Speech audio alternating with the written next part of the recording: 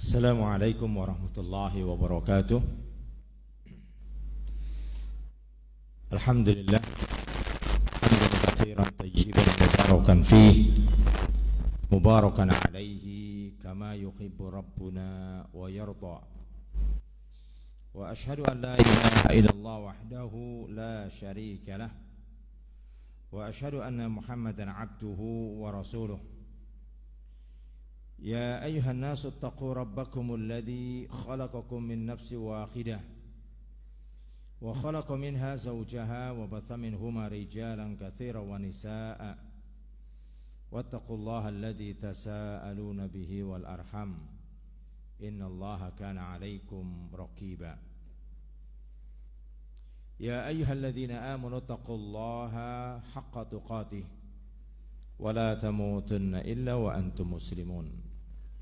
أما بعد فإن أصدق الحديث كتاب الله وخير الهدي هدي محمد صلى الله عليه وعلى آله وسلم وشر الأمور محدثاتها فإن كل محدثة بدعة وكل بدعة ضلالة وكل ضلالة في النار. أيها الإخوة rahimani wa rahimakumullah. Pertama tentu kita berusaha untuk senantiasa membasahi dan mengalirkan dari lidah-lidah kita pujian, sanjungan sebagai bentuk syukur kita kepada Allah Subhanahu wa taala atas limpahan karunia dan nikmat yang tak terhingga jumlahnya, sehingga Allah Subhanahu wa taala mengingatkan wa in ta'uddu ni'matallahi la tuhsuha. Kalau engkau menghitung satu saja nikmat Allah, kamu tidak akan mampu untuk menghitungnya. Bagaimana dengan dua? Bagaimana dengan tiga? Sementara nikmat Allah Subhanahu wa taala itu berjuta. Oleh karena itu Allah Subhanahu wa taala mengetahui akan, bahkan sangat mengetahui akan kelemahan kita, sehingga Allah tidak membebani kepada kita sesuatu yang di atas kemampuan kita. Saudara yang dirahmati oleh Allah Subhanahu wa taala, pada pembahasan yang lalu kita sudah masuk di poin yang ketiga, yakni khasyatullahi wa taqwahu. Namun sebelum ana melanjutkan di poin ini, ana ingin menambahkan poin terkait di poin yang kedua berkenaan dengan hadis yang diriwayatkan oleh Al-Imam Ad-Darimi pada hadis yang ke-206. Karena hadis ini sangat berkaitan dengan pembahasan di poin yang kedua tentang bahwasanya jalan keselamatan yang kedua adalah mengikuti sunnah Nabi yang mulia sallallahu alaihi wasallam. Bahkan Syekh Abdul Razak bin Abdul Muhsin Al-Abbad hafizahumullahu taala telah mengumpamakan, telah menganalogikan sunnah ini dengan perahunya Nabi Nuh. Siapa yang naik selamat, tapi siapa yang merasa percaya diri bahwa dia pandai berenang, tenaganya kuat, fisiknya kuat, nafasnya kuat, ujungnya dia akan tenggelam. Maka orang yang selamat, orang yang naik kapal. Saudara yang dirahmati oleh Allah Subhanahu wa taala, secara lengkap Al-Imam Ad-Darimi, walaupun hadis ini yang ana akan bacakan adalah hadis dengan lafal beliau, karena hadis ini diriwayatkan juga oleh yang lainnya. Akhbarana Hakm bin Mubarak, telah mengkhabarkan kepada kami Hakam ibnul Mubarak. Akhbarana Amr bin Yahya, dan telah mengabarkan kepada kami Amr ibnu Yahya. Qala sami'tu abi, dia mengatakan aku mendengar ayahku, yuhaddisu an abihi, yang ayahku mendengar dari ayahnya. Berarti siapa? Kakeknya. Berarti kakeknya Amr bin Yahya. Qala, siapa yang mengatakan? Amr bin Yahya? Bukan, kakek dari Amr bin Yahya. Kunna najlisu ala babi Abdullah ibn Mas'ud qabla salatil ghadati. Dia mengatakan, kami pernah duduk-duduk di masa itu tidak seperti duduk-duduk di masa sekarang. Kalau sekarang kita telepon sama teman kita misalnya, atau mungkin kawan kita kerja lah gitu ya, telepon, assalamualaikum, salam, lagi di mana? Lagi duduk-duduk. Mungkin dia lagi di tepi pantai, atau mungkin lagi di di jembatan Barelang, lagi selfie sambil makan jagung bakar. Ini sekarang. Dulu duduknya bersama membahas ilmu. Jadi kata yang sama di waktu yang berbeda, ada perlakuan yang berbeda. Sama kalau antum mendengar kata fundamental. Fundamental itu sekarang kalau dikatakan kata fundamental itu negatif. Dulu kata ini ada pujian.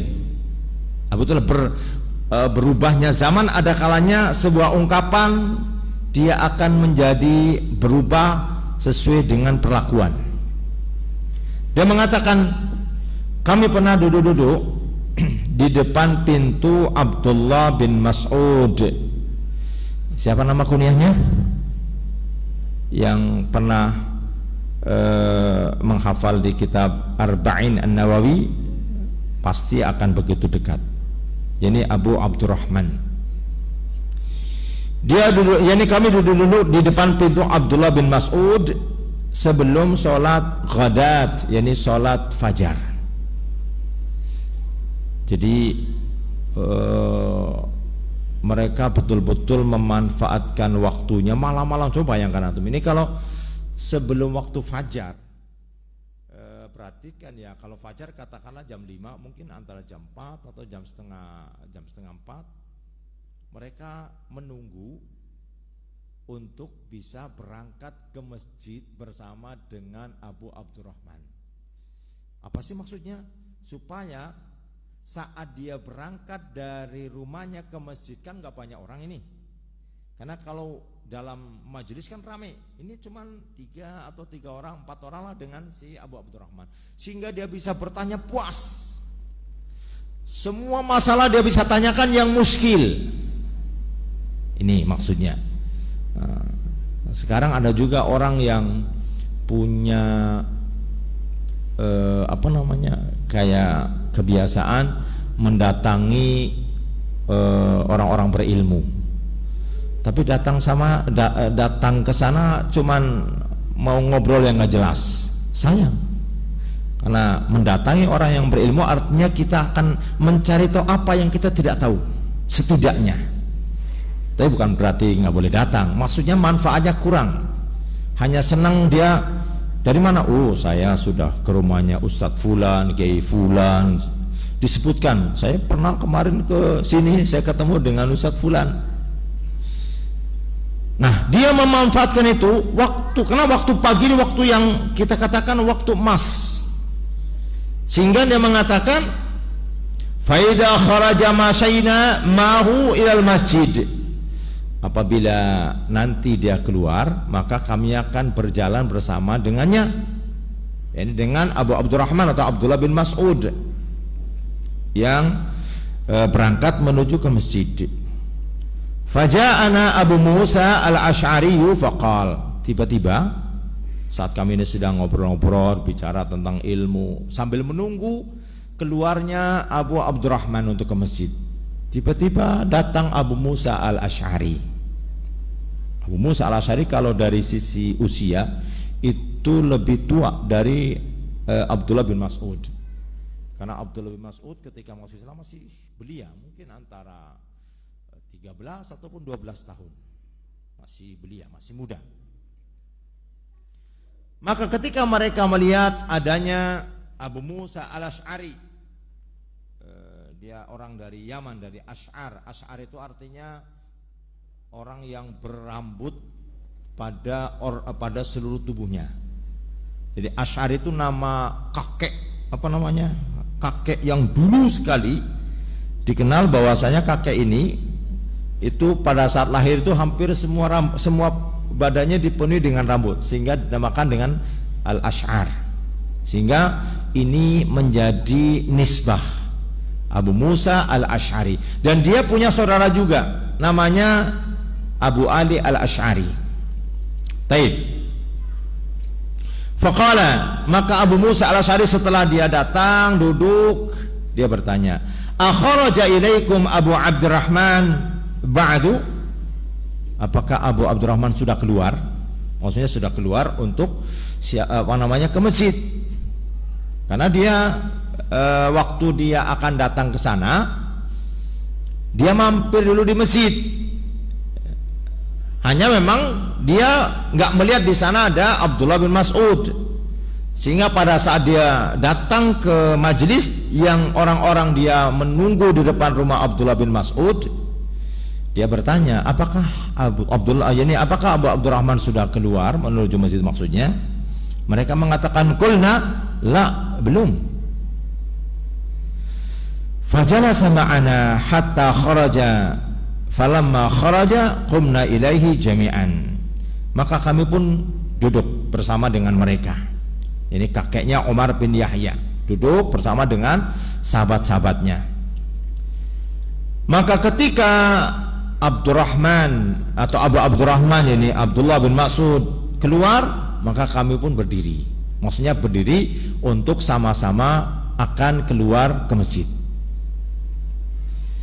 Faqala lahu Abu Musa Al-Asy'ari radhiyallahu anhu, maka yakni dia mengatakan kepada Abu Musa, ini Abu Musa dia bertanya kepada Abdullah bin Mas'ud, ya Abu Abdurrahman, wahai Abu Abdurrahman, inni ra'aitu fil masjid anifan amran angkartuhu walam ara walhamdulillah illa khair.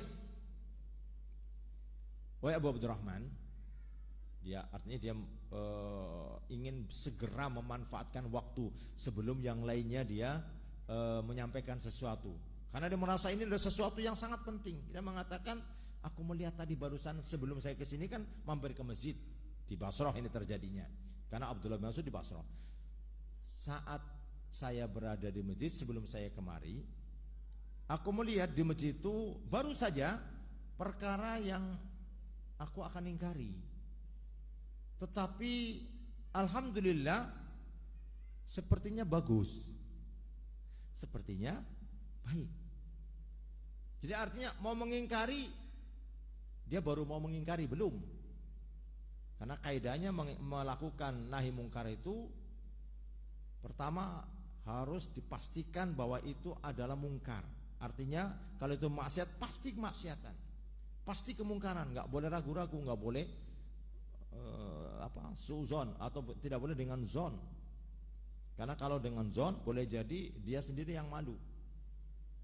Misalnya di rumah kita di tepi jalan orang ramai itu, tiba-tiba jam 9.30 atau menjelang jam 10 ada laki-laki dan perempuan duduk bersua di atas motor.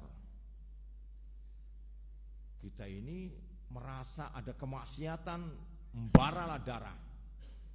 Kita datangi, mas, kalau mau pacaran jangan di sini ya, pergi sana. Kata si masnya nggak bereaksi. Mas nggak dengar ya? Jangan kamu di sini, pergi. Ini bukan tempat untuk berpacaran. Kata si mas yang tadi itu, pak, ini sebelah saya ini istri saya pak. Rupa-rupanya ini istri saya pak. Kira-kira gimana? Kita yang malu apa dia yang malu? Kita yang malu. Kenapa? Kita tidak memastikan dulu kalau itu kemungkaran. Nah begitulah Abu Musa Al-Asy'ari, dia nggak berani dia mengingkari. Kenapa? Kayaknya bagus ini. Kemudian dia mengatakan, yakni Abu Abdurrahman dia mengatakan, fama huwa, apa itu? Karena tadi mengatakan mau saya ingkari, tapi alhamdulillah sepertinya bagus. Maka dia bertanya, apa itu? Faqala, maka Musa mengatakan, in ishta fasatarahu, kalau sekiranya engkau nanti berusia panjang, niscaya engkau akan melihatnya. Ini menunjukkan bahwasanya mereka para sahabat begitu yakin dengan kematian, sehingga antum bayangkan dari rumah Abdullah bin Mas'ud ke masjid itu nggak sampai 1 jam, tapi kalimat yang dia gunakan, in ishta fasatarahu, kalau nanti kau berusia panjang, berumur panjang, pasti kamu akan melihatnya. Maksudnya boleh jadi dia tidak sampai melihatnya. Kenapa? Usianya pendek. Begitu belum berangkat baru sekian langkah udah meninggal dunia. Makanya mengatakan kalau engkau nanti berusia panjang kau akan melihatnya. Dia mengatakan ra'aitu fil masjidi qauman khilaqan julusan yantadiruna as-salat fi kulli halqatin rajulun wa fi aydihim hasa fayaqulu kabbiru mi'atan fayukabbiruna mi'atan fayaqulu hallilu mi'atan fayuhalliluna mi'atan wa yaquluna sabbihu mi'atan fayusabbihuna mi'atan. Abu Musa dia menceritakan atas apa yang dia saksikan untuk mengambil ilmu ini benar atau tidak. Maka dia mengatakan bahwa ketika saya berada di masjid, aku melihat satu kaum yang berkelompok-kelompok. Setiap kaum ada pemimpinnya, yang mana pemimpinnya itu di mana kelompok kaum ini sebenarnya mereka di sana menunggu waktu sholat. Jadi di sana mereka menunggu waktu sholat, dan pada setiap kelompok itu ada seorang yang memandu, yang di tangannya fi aidihim hasa, di tangannya ada batu. Batu yang dimaksudkan itu batu kecil lah, kerikil. Di tangannya ada kerikil-kerikil. Maka si pemandu tadi mengatakan, ini bertakbirlah 100 kali. Maka semua orang Allahu Akbar, Allahu Akbar, Allahu Akbar, Allahu Akbar sampai 100 kali. Sudah selesai, maka komandonya ya, pemimpinnya, mereka mengatakan hallilu mi'atan, bertahlillah 100 kali. Maka bertahlil la ilaha illallah, la ilaha illallah, la ilaha illallah sampai 100 kali. Udah selesai, maka komandonya, pemimpinnya mengatakan lagi sabbihu mi'atan, bertasbihlah 100 kali. Bertasbihlah dia, subhanallah, subhanallah, subhanallah, terus sampai 100 kali. Kemudian qala, berkata Abdullah bin Mas'ud, famada qulta lahum, apa yang kamu katakan kepada mereka?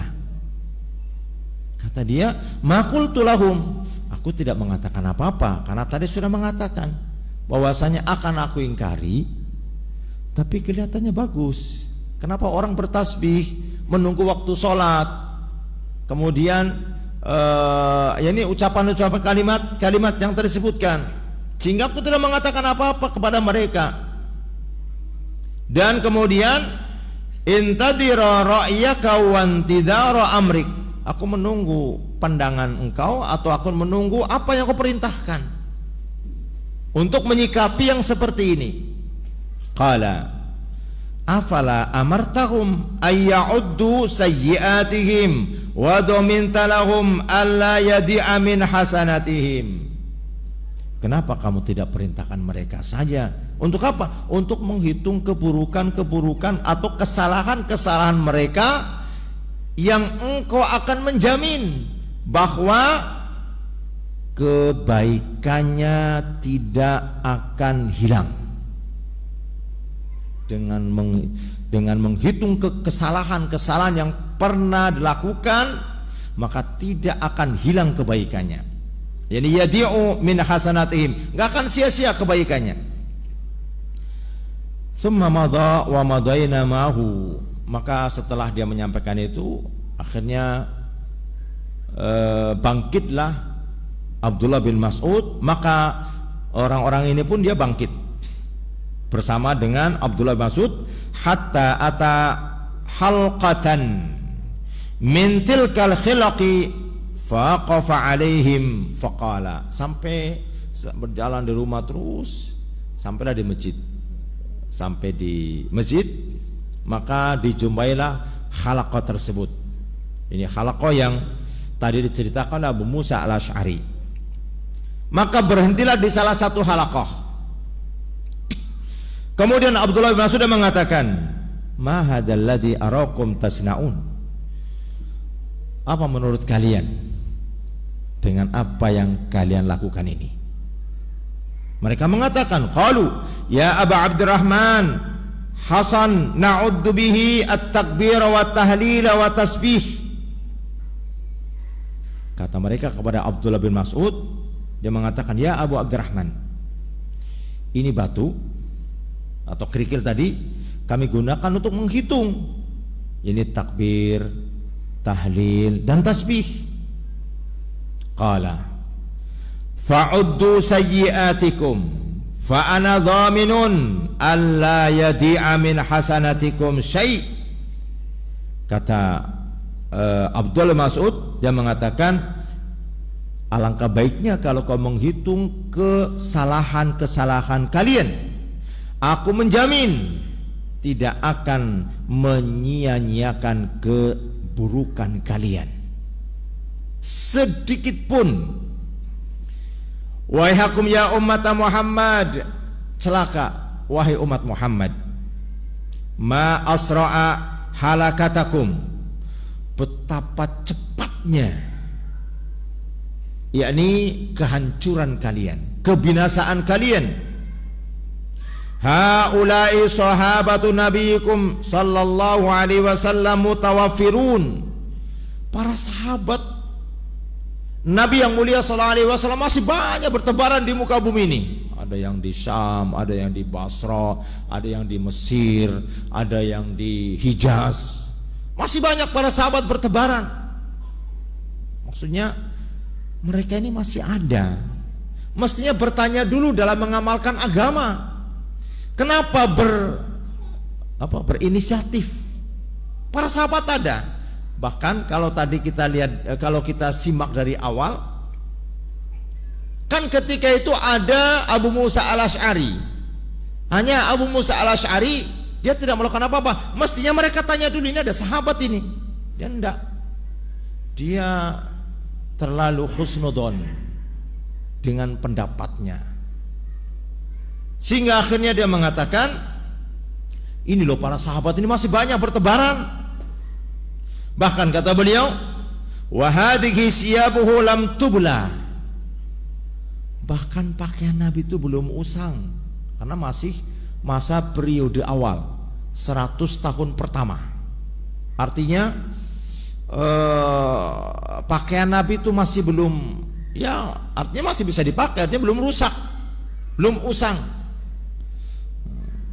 Hari ini ada orang yang satu sisi kita dianjurkan untuk yakni memuliakan yakni apa-apa yang menjadi peninggalan Nabi, meskipun itu adalah bukan secara fisiknya. Namun betapa banyak hari ini orang yang mengaku-ngaku, mengatakan seperti menemukan cincin Nabi, menemukan tongkat Nabi, menemukan rambut Nabi. Tidak mengapa, tetapi hal ini harus melalui kajian bahwa ini benar, karena sebagainya nggak benar. Seperti cincin Nabi. Cincin Nabi itu digunakan oleh Rasulullah untuk menjadi stempel pada saat ada surat. Kenapa? Karena dulu pada masa itu raja-raja di luar Arab, mereka nggak mau nerima surat kalau nggak ada stempel pemimpinnya. Apa tandanya? Sehingga Rasulullah menjadikanlah cincin itu sebagai stempelnya. Dan ini menunjukkan bahwasanya budaya yang tidak bertentangan dengan syariat, maka tidak serta-merta ditolak. Salah satunya karena Rasulullah juga menerima budaya yang lain, tapi yang tidak bertentangan, seperti sebagai tambahan, saat Rasulullah SAW menerima wahyu wa andir asiratakal aqrabin, maka berikanlah peringatan kepada keluarga dekatmu, yang ayat ini memerintahkan Nabi SAW untuk dakwah secara terang-terangan. Maka Nabi naik ke Bukit Sofa sambil mengatakan ya sobahah, ya sobahah, sambil mengucapkan dengan suara keras. Ini diucapkan oleh orang-orang musyrikin Quraisy. Akan tetapi ketika musyrikin Quraisy mengucapkan ya sobaha untuk memberitahukan akan terjadi perkara besar, apakah itu musuh datang ataukah bencana atau apalah, pokoknya ada perkara besar, maka mereka mengatakan ya sobaha. Tapi ada tambahan apa yang orang-orang musyrikin lakukan. Yang pertama, mereka membuka bajunya, dilepaskan bajunya. Yang kedua, melumuri pasir pada tubuhnya. Dua hal ini tidak dilakukan oleh Rasulullah SAW, tapi mengatakan ya sobaha, ya sobaya. Ini budaya yang tidak bertentangan dengan dasar-dasar Islam, nggak ditolak dalam Islam. Jadi ini menunjukkan betapa luasnya Islam dalam urusan dunia. Baik. Maka tadi terkait dengan cincin, digunakan juga pada masa Abu Bakar. Jadi ini sebagai stempel. Kalau Abu Bakar membawa surat, stempelnya pakai cincin Nabi SAW, yang tulisannya kalau diurutkan, yakni Rasulullah Muhammad, dibaca Muhammad Rasulullah. Jadi Allah Rasul Muhammad, dalam sebagian riwayat disebutkan seperti itu. Digunakan pada masa Umar untuk menyetempel surat, dan digunakan pada masa Utsman pada akhir pemerintahan Utsman. Utsman itu kan dilantik menjadi khalifah, usianya sudah 72 tahun. Antum bisa bayangkan orang di usia 72 tahun. Namun Utsman dengan karunia Allah Subhanahu wa taala, dia orang yang sangat dikenal memiliki sikap sangat pemalu, sampai malaikat malu kepada Utsman, saking pemalunya. Nah, saat Utsman dia memerintahkan kepada, kalau sekarang namanya seknek ya, sekretaris negara lah gitulah, untuk menulis surat. Setelah ditulis surat kan tinggal distempel. Saat akan distempel, karena dulu khalifah itu tidak punya istana sebagaimana hari ini raja, hari ini presiden punya istana, enggak. Yang dia ada meja khusus, ada ruangan khusus, enggak. Saat akan menstempel surat, ketika itu Utsman dengan sekretarisnya itu, dia sedang berada di sebuah sumur, namanya Sumur Aris. Hadis ini bisa dicek dalam kitab Asy-Syama'il, atau lebih mudahnya antum bisa lihat dalam Asy-Syama'il yang ditulis, yang disyarah oleh Syekh Abdul Razak bin Abdul Muhsin Al-Abbad hafizahumullah taala, pada pembahasan bab tentang yakni khatamul anbiya atau khatamun nabiyyin, cincin nabi. Maka saat cincin ini diberikan, jadi ini saya gambarkan, katakanlah di sini sumur, di sini Utsman, di sini sekretarisnya. Jadi saat Utsman dia akan memberikan, rupanya cincinnya jatuh ke dalam sumur. Cincinnya jatuh. Jadi surat ini belum distempel, sudah kadung jatuh duluan. Saat cincin ini jatuh ke dalam sumur tersebut, sebagian ulama ada yang menjelaskan bahwa sumurnya ini di sekitaran Masjid Kuba. Di sana ada tanda keramiknya itu melingkar. Namun ana sarankan kalau antum ke sana nggak usah nyari sumur ini karena nggak ada sunnahnya. Tapi ada, sebagaimana di Masjid Nabi itu ada sumur rumah, sumurnya Utsman. Kalau di sana itu pada saat terjadi corona itu kan semua karpet diangkat, jadi nggak ada karpet yang nempel. Ternyata di sana ada tanda sumurnya Utsman itu dia keramiknya bulat ya, nggak ada bentuk keramik yang dibuat bulat kecuali di tempat itu. Nah, ini pun kalau antum kesana nggak usah cari kopek-kopek keramik ini mana sebenarnya, karena susah juga nyari yang tadi mana itu. Tapi dulu waktu corona dia dibuka memang, jadi terdeteksi. Nah akhirnya diperintahkanlah kepada para sahabat oleh Utsman untuk menguras sumur, maka dikuraslah sampai kering total, nggak ketemu itu cincin karena airnya kenceng ini. Besoknya lagi perintahkan lagi, kuras, ternyata nggak juga, sampai 3 kali dikuras 3 hari nggak ketemu. Akhirnya memang hilang di masa pemerintahan Utsman. Nah, jadi kalau ada hari ini orang mengatakan ada cincin Nabi Sallallahu Alaihi Wasallam, dusta murakkab, udah dusta double, karena memang itu. Tapi kalau misalnya rambut mungkin ya, karena rambut ada hadis yang dibawakan oleh Ummu Salamah. Ummu Salamah itu kalau Nabi Sallallahu Alaihi Wasallam memotong rambutnya disimpan. Pada saat Rasulullah wafat, kalau ada orang sakit maka datang kepada Ummu Salamah, maka rambutnya itu dimasukkan ke dalam air, kemudian digoncang-goncang. Setelah rambut ini air sudah bersenyawa dengan rambut, artinya rambut sudah airnya sudah sudah bersatu dengan rambut, maka rambutnya diangkat. Kemudian airnya diberikan untuk sebagai ikhtiar berobat, sebagai ambil berkah, dan itu kemungkinan. Tapi rambutnya tidak panjang. Kemarin kalau salah di tahun 2020 ya, itu viral, rambutnya itu mau hampir 1 meter. Ini rambut siapa ini? Rambut Rasulullah nggak sampai sepanjang itu. Tapi ini yang datang seolah-olah benar-benar rambut Rasulullah SAW dicium ya. Karena memang kalau itu benar rambut Rasulullah, selayaknya memang seorang menghormatinya. Baik, ini sebagai taman saja.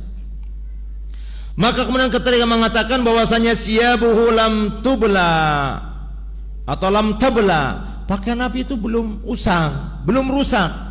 Wa aniyatuhu lam tuksar, dan alat-alat minumnya atau alat-alat perkakas rumah tangganya itu juga belum pecah, berarti masih baru, masih artinya kayak kita katakan baru kemarin.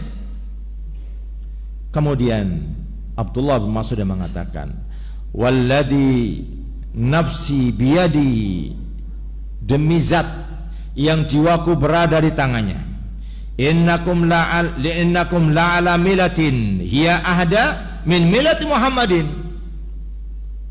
Kata Abdullah Mas'ud, apakah engkau menganggap bahwasanya dirimu lebih di atas petunjuk daripada petunjuk Nabi? Apa maksudnya? Engkau merasa lebih baik, lebih selamat daripada apa yang diajarkan Nabi. Kenapa? Karena dia melakukan sesuatu yang tidak dilakukan oleh Nabi secara idofi. Kalau tasbih, takbir, tahlil kan ada memang, tetapi caranya itu nggak didapati. Bahkan Abu Musa terasa mau saya ingkari, tapi kelihatannya bagus. Kenapa? Tasbih, takbir, tahlil.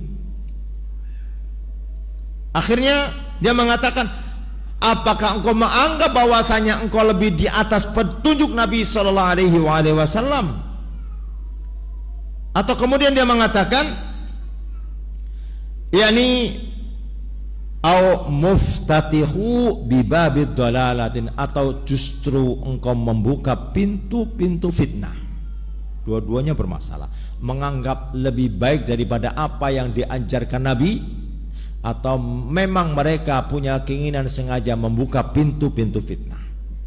Qalu, Ini dia, kalau orang memang di hatinya ada sesuatu, orang memang ngengkel, sudah salah cari jawaban, sudah salah cari dalil. Apa dia? Karena dia mau bahkan dalil juga. Jadi jangan heran kalau ada orang yang salah tapi dia mau membenarkan kesalahannya, bawa dalil juga.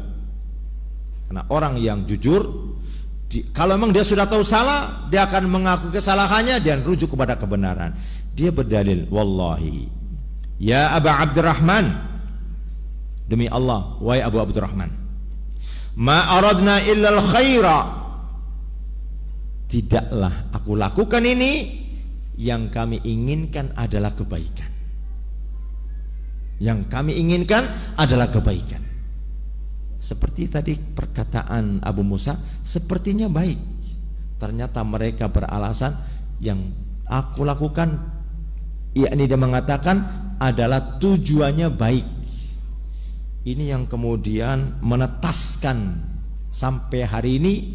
Kemudian saat mereka melakukan apa yang menyimpang dari sunnah, tapi kan baik, tapi kan baik. Taib. Kemudian qala wa kam min muridin lil khairi la yusibahu, kata Abdullah bin Mas'ud, berapa banyak orang yang menginginkan kebaikan tapi tidak mendapatkannya. Artinya tidak mendapatkan pahala dari apa yang dianggap itu sebagai kebaikan. Inna Rasulullah sallallahu alaihi wasallam haddatsana anna qauman, sesungguhnya Rasulullah sallallahu alaihi wasallam telah menceritakan kepada kami bahwasanya nanti akan datang satu kaum yaqra'unal qur'ana, yang mereka membaca Al-Qur'an, la yujawizu taraqiyahum, namun bacaannya tidak dibaca melainkan hanya melewati begitu saja dari tenggorokannya. Wa ayyumallah ma adri la'ala aktarahum minkum thumma tawalla anhum, kata Abdullah bin Mas'ud, demi Allah aku tidak tahu bahwasanya ternyata kebanyakan mereka, maksudnya dari orang-orang ini, yang mereka nanti adalah orang-orang yang berwala kepada orang-orang yang menyimpang. Kemudian Amr bin Salamah dia menambahkan, ra'aina amata ulaik, aku melihat kebanyakan dari mereka-mereka ini, yakni halaqah yang disebutkan, yuta'inuna yauman nahrawan ma'a khawarid, adalah orang-orang yang mengikuti, patuh, setia kepada orang-orang khawarid dalam peperangan Nahrawan. Ikhwaniman rahimani wa rahimakumullah. Hadis ini kenapa ana tambahkan sebagai tambahan terkait dengan apa yang Syekh Abdul Razak bin Abdul Muhsin Al-Abbad bawakan tentang pentingnya mengikuti sunnah, karena kita mendapatkan gambaran apa yang dilakukan, yang disaksikan oleh Abu Musa Al-Asy'ari ini bermula dari sesuatu yang kecil. Apa itu? Hanya sekedar mengomando. Kalau kita tanyakan, ada nggak syariat bertahlil? Ada. Ada nggak syariat bertakbir? Ada. Ada nggak syariat untuk bertasbih? Ada. Namun dengan cara sifat yang seperti itu sahabat asing. Ini menunjukkan bahwasanya agama ini pasti ada pendahulunya. Agama ini pasti ada pendahulunya. Kalau tiba-tiba saja, ujuk-ujuk saja, maka ini dikhawatirkan ini adalah sebuah penyimpangan. Beda dengan dunia. Dunia ini makin dia makin baru, sesuatu yang orang tidak lakukan boleh jadi akan makin mendatangkan sesuatu yang lebih menguntungkan. Maka dunia perlu banyak inovasi, tapi agama tidak butuh inovasi. Agama yang butuh adalah mengikut, mematuhi, mentaati apa yang disampaikan oleh Nabi yang mulia sallallahu alaihi wasallam. Ana tidak menyampaikan secara keseluruhan faedahnya karena kita akan lanjutkan pada pembahasan di kitab yakni Ashrun Mujibatun lin Najah. Kita lanjutkan.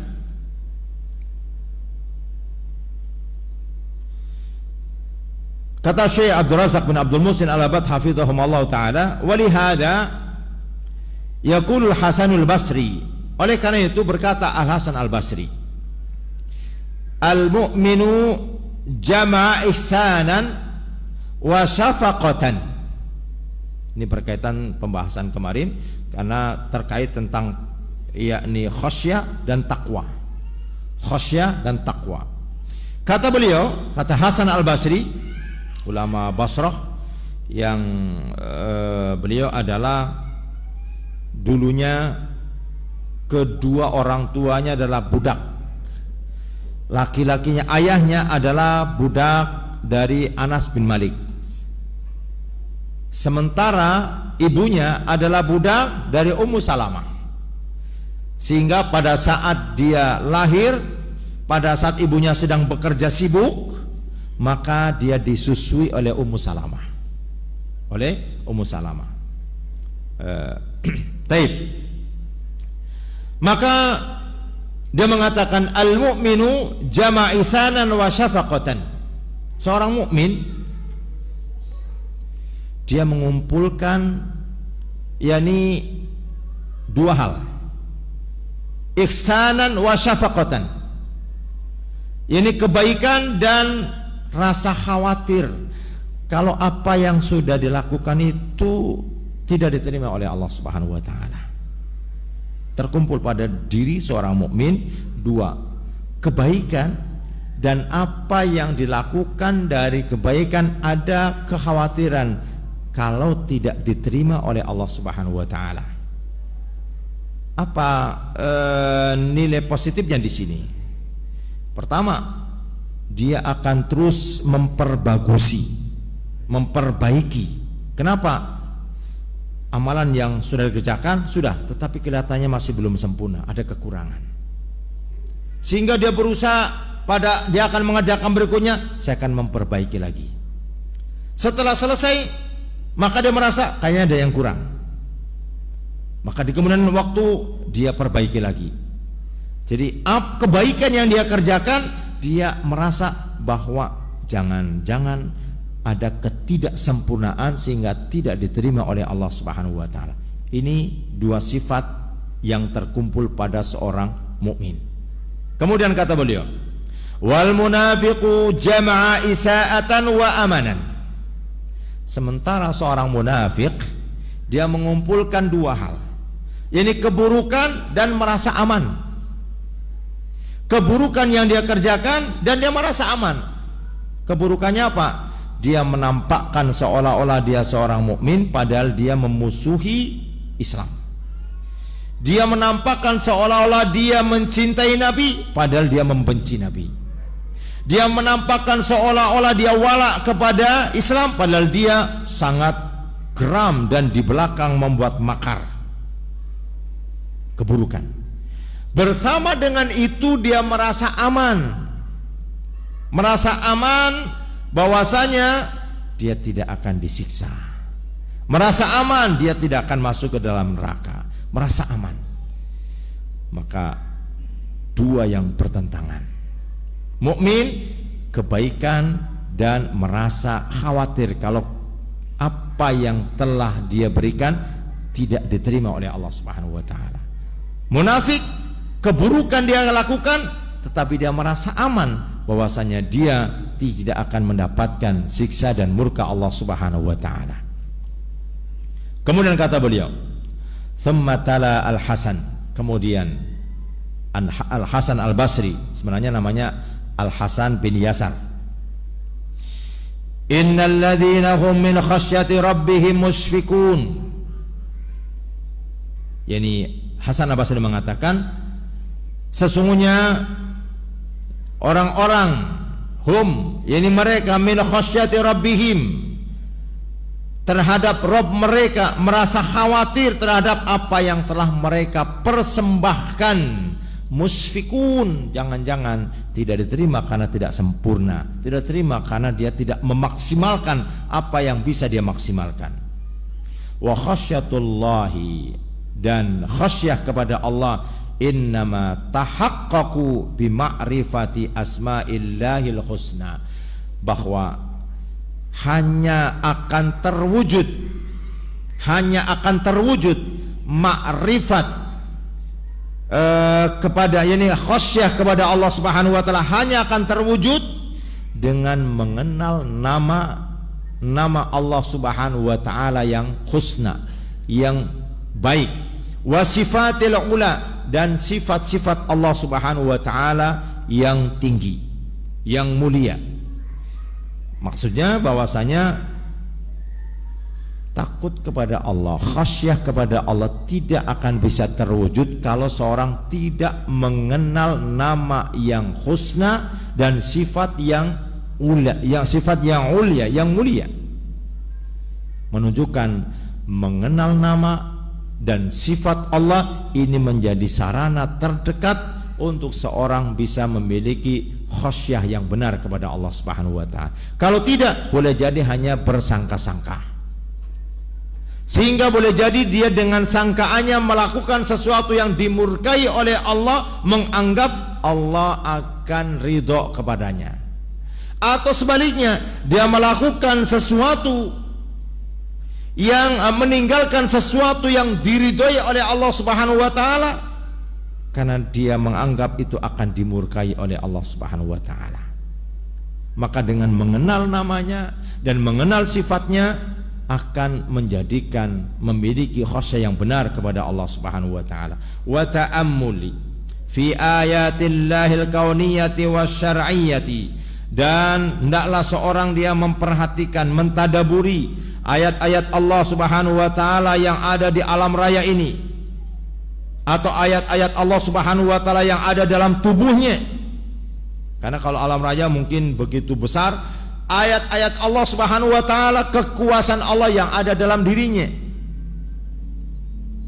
Kemudian wasyar'iyyati, atau ayat-ayat Allah Subhanahu wa taala yang berkaitan dengan syariat, ayat Al-Qur'an, perintah Allah, larangan Allah, apa yang Allah cintai dan apa yang Allah Subhanahu wa taala benci. Fakullama kana al-'abdu a'dhama ma'rifatan billahi subhanahu wa ta'ala kana a'dhama khasyatan lahu. Setiap kali seorang hamba memiliki pengagungan dengan mengenal Allah Subhanahu wa taala, maka akan makin mengagungkan rasa khasyahnya, rasa khasyatnya makin bertambah keagungannya kepada Allah Subhanahu wa taala. Kama qala ta'ala, sebagaimana Allah Subhanahu wa taala berfirman, innama yakhsyallaha min ibadihi ulama, sesungguhnya hamba-hamba Allah Subhanahu wa taala yang khasyah mereka adalah dari kalangan para ulama. Khataliman rahimani wa rahimakumullah. Maka dari kalimat yang ringkas ini, maka pelajaran yang bisa kita ambil dari perkataan Syekh Abdul Razak bin Abdul Muhsin Al-Abbad hafidhahumullah ta'ala, yakni memotivasi kita untuk terus belajar mengenal nama dan sifat Allah Subhanahu wa taala, yang dengannya seseorang akan bisa memiliki khasyah yang benar kepada Allah Subhanahu wa taala. Demikian mungkin apa yang kita bahas, dan insyaallah kita lanjutkan di pertemuan yang akan datang. Semoga Allah Subhanahu wa taala mudahkan. Ada pertanyaan?